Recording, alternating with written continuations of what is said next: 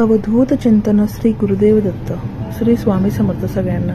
गणपती बाप्पा आपल्या घरी येण्याआधी आपल्या घरात हे 5 बदल नक्कीच करा. बघा, गणपती बाप्पा येणं म्हणजे फक्त पूजा आणि सजावट नाही, तो एक सकारात्मक ऊर्जा घेऊन आपल्या घरात येतो. म्हणून त्याच्या स्वागताआधी घरामध्ये काही बदल केल्यास बाप्पांचं आगमन अधिक मंगलमय होतं. तेच आपण आजच्या व्हिडिओमध्ये जाणून घेणार आहोत, तर व्हिडिओ स्किप न करता पूर्ण बघावा. सर्वप्रथम आपल्याला आपल्या घरामध्ये अव्यवस्था दूर करायची आहे आणि क्लटर फ्री घर आपल्याला ठेवायचे आहे. म्हणजेच जिथं वस्तूंचा ढीग असतो ना, तिथे खरंच ऊर्जा नेहमी अडकून असते.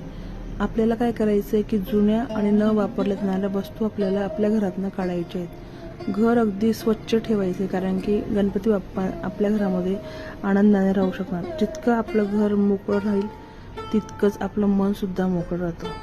दुसरा बदल म्हणजे सकारात्मक सुवास आणि घराची सुगंधी सजावट. म्हणजेच काय, तर आपण घरामध्ये छान सुगंधित अगरबत्ती लावायची. छान असे सुगंधित फुल आपल्याला आपल्या घरामध्ये आणायचे.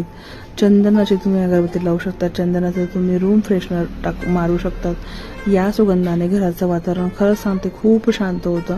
आणि आपल्या घरी गणपती बाप्पा येण्या अगोदर किमान रोज एकदा तरी घरामध्ये हा सुगंध नेहमी आपल्याला आपल्या घरामध्ये असावा. आणि तिसरा बदल म्हणजे आपल्याला आनंदाचा आवाज आणि सकारात्मक ध्वनी. म्हणजेच काय, तर सकाळी किंवा संध्याकाळी आपल्याला मंत्र, भजन किंवा घंटानाद, शंखनाद हा आवाज आपल्या घरामध्ये आपल्याला लावायचा आहे. तुम्ही घंटानाद करू शकता, शंखनाद करू शकता, कारण की याने आपल्या घरातली नकारात्मकता कमी होते.